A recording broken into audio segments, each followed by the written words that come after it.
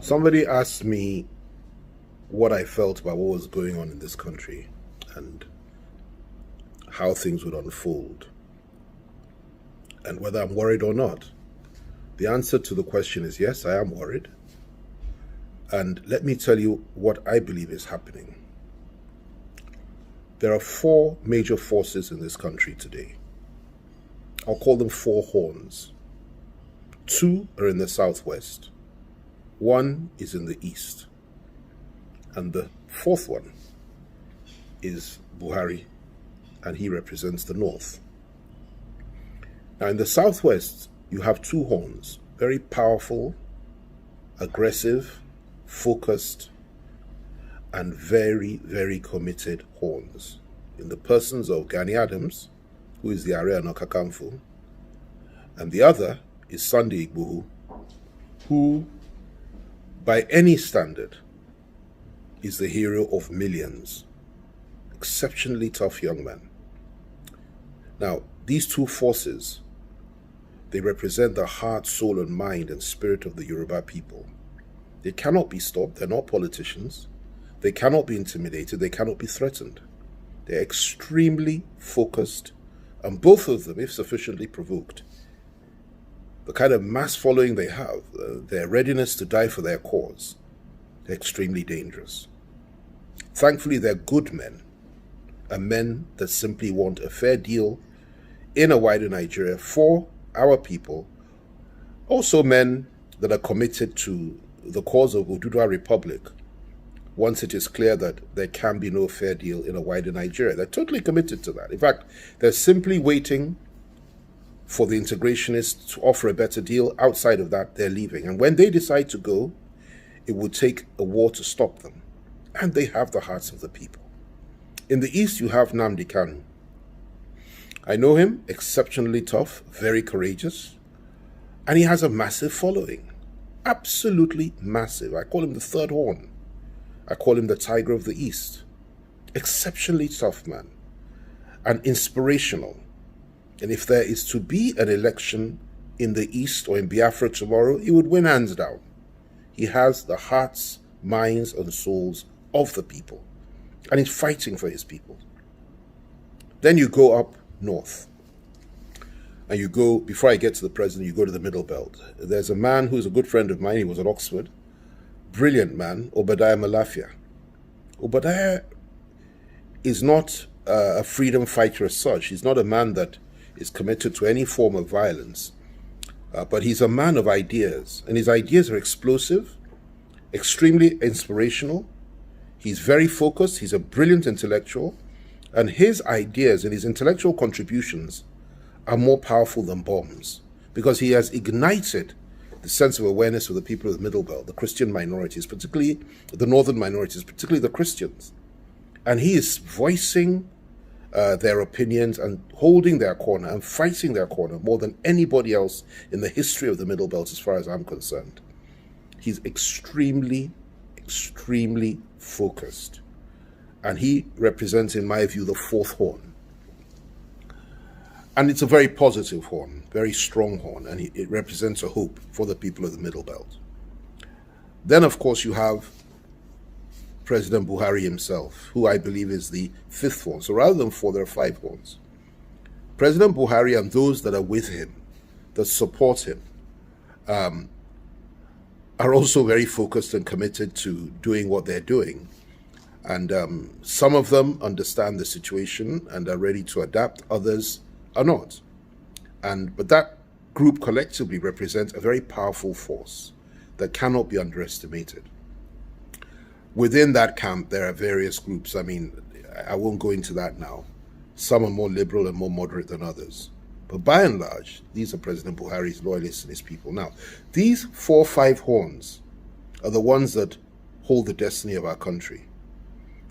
If they conflict, and if there can be no compromise between them at any point in time, and if we do not agree on a formula to avoid war in this country, if you cannot somehow assuage the feelings and persuade the Igbohos, the Adamses, and those behind them to try to be a little bit more understanding about what's going on and try to reach out to them in peace and in love and try to build that bridge, it would be a very dangerous situation we're entering into. The same with Nnamdi Kanu, and the same that the people that Obadiah represents in the Middle Belt. And that's all left to the forces that hold the state. That is Buhari's government and Buhari's people. Now what I have said so far may have lost most people, because it's really not for the less discerning and people that cannot think deeply. It's very profound what I've said. But they say a word is enough for the wise. The dumb may not understand it simply because they're not wise, but the wise will understand what I'm saying. And in a nutshell, what I'm saying is this. Politicians may act and behave as if really nothing is happening and that things are in order and that we're moving towards 2023. And they are totally and completely besotted and obsessed with who will become president tomorrow, or at least in a couple of years. But what they fail to appreciate is that in 2 years' time, there may not be a Nigeria left if things go on as they're going now. And I kid you not, I'm very, very close to many, many politicians in this country. I've been involved for many, many years. And I have never seen this level of ethnic nationalism being expressed and being exhibited amongst the Yoruba people and amongst the Igbo people and amongst the people of the Middle Belt as I have today. In fact, it's so extreme that I'm sure it's far more so than even just before the Civil War. And that's what we're dealing with. And people like Igboho, particularly, and Adams, and Kanu, and Obadiah Malafia, and even Buhari himself have tapped into the power and the attraction of that ethnic nationalism. Rightly so, in my view. It can be used in a positive way if it's used properly. If tapped into that, and there's nothing wrong with that.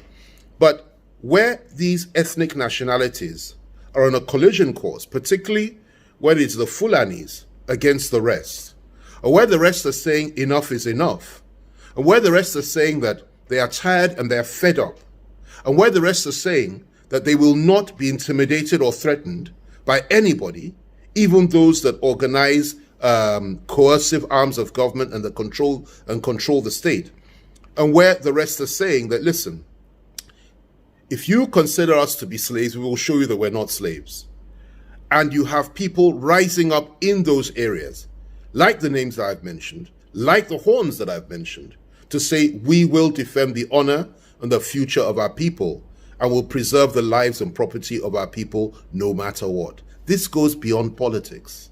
This is about national survival. It's about the survival of our ethnic nationalities, and it's about the unity of our country. So I would urge politicians and those that cannot think very deeply to begin to think about what's going on. We're sitting on a keg of gunpowder, and we're acting as if nothing is happening. We've put our heads in the sand like an ostrich, and we're pretending that nothing has gone wrong. In the East today, people are being killed every day, being butchered by our security forces. And of course, unknown gunmen, as they call them, are also attacking not just civilians, but members of our armed forces, members of our police, and so on and so forth, which of course I do not support. I think it's wrong. Violence both ways is wrong. And two wrongs do not make a right. So what's going on there is unbelievable. In some cases, in some parts, policemen cannot even wear their uniforms now because they're scared of being attacked. And this is very sad. Same in the South. In the Southwest, you have massive militias being built up around two charismatic leaders who are prepared to go all the way if sufficiently provoked and if the state cannot guarantee the lives and properties of the Yoruba people. And let me tell you, it is only because the elders of the Southwest have been holding them back and chanting restructuring as a way out. That is why the West has been a little bit restrained. This will not last for much longer. The people there are fired up and they want their own country, and you can't wish it away. The Middle Belters have been completely suppressed, subjugated, oppressed, cheated, and belittled for so many, many years now, far more than any other group in this country. They are also seeking for emancipation. They also want a way out. And that is ably reflected by the activities and words of a man like Obadiah Malaifa, like I said earlier. And then, of course, you have the core North itself, represented mainly by President Buhari and those that think like him. Not all are extreme. Some are not. And thankfully, those that are not so extreme are the ones we can reach out to and talk to. But those that are, have no place in Nigeria anymore, as far as I'm concerned, and really ought to consider going back to Chad, Niger Republic, wherever they come from, and resettle there. But as far as this country is concerned, whether you listen to me or not, whether you believe me or not, and we will have this conversation again in about 3 years' time, and I'm sure at that time you will say, yet again, FFK was proved right. But for the now, the important thing is to recognize the challenges we're facing, cause these horns to come together and negotiate and discuss the way forward. Because if we don't do that, I assure you, there will be conflict somewhere down the line. The state cannot hold these forces down by arms. The state cannot suppress the will of the people of the Southwest through arms. They cannot do it. They can't do the same to the people of the Southeast. They can't kill everybody in the South. They can't kill everybody in the Middle Belt. And they cannot kill everybody amongst those in the core North that also want to change. What we need to do is to establish the fact that it is important for us to sit down and talk as nationalists and see if there's a way out of this and negotiate this thing to a point that everybody is comfortable, whether through restructuring or whatever it is. What we mustn't do is continue to act as if we don't need to talk to each other and act as if nothing will change, nothing will happen, doesn't matter how many people are killed, that the state can hold the line. The state cannot hold the line in a conflict like this. It's only a question of time. It's only a question of time. And the most important thing to recognize also is this: there are men of goodwill on all sides. We may disagree on Oduduwa, Biafra, Nigeria, or even an amalgamation of the 4 zones, the Middle Belt, the South-South, the Southeast, and Southwest coming together to form one country, and the core North going its separate way. Or we may have 5 or 6 separate countries at the end of it all. Or we may believe in an integrated Nigeria, which is restructured, we continue as one. It doesn't matter what you think. It doesn't matter what you feel. It doesn't matter where you stand on the way forward. What matters is that we must have peace. We must have dialogue. We must have understanding. And we must stop this idea that you can kill all those that are opposed to you and that you can wipe them off the face of the earth and crush the opposition and crush those that do not agree with you. This cannot work. We must talk. We must dialogue. That's the way forward. That's the only way forward. And that's my preferred option for the future for this country. I continue to trust God that we won't have a war, we won't have a conflict, but I assure you, as sure as I am, that night follows day and that day follows night. If something isn't done and we don't retrace our steps and we stop demonizing each other and killing each other, and the killing of the Igbos doesn't stop in the Southeast, the killing of Yorubas doesn't stop in the Southwest, the killing of Middle Belters does not stop, being killed by different people, whether Boko Haram, Fulani herdsmen, elements within the security forces, or whatever it is, whoever's responsible, at the end of it all, everybody will say to your tent, O Israel, they can kill us, but we also have the right to self-defense, and we will fight back, and we'll defend our people. And nobody can take that right away from anybody. So let's have this conversation again in about 3 years. We'll see who's right and wrong. But I urge you all just to think and to understand the complexity of this situation and the gravity of this terrible mire that we found ourselves in. I pray for those that make these decisions. I pray for those that are in a position to help us achieve peace. And I call for dialogue and understanding on all sides, but with justice. There must be justice. Without justice, there can be no peace. There must be justice for the people of the Southwest, for the people of the Southeast, for the people of the South, the people of the Middle Belt, and justice for the people of the core North that have also been deprived by elements within the state and denied their rights. And there must be security. That is the way forward.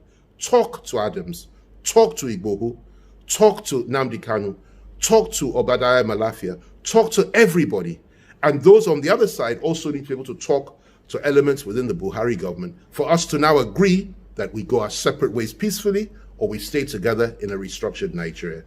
I end with this. What we must not do is continue as if we don't have a problem, because if we continue that way, believe me, 2023 will be an illusion. And even if we get there as one country, I really would pity whoever it is that would take over from President Buhari. We have some good candidates.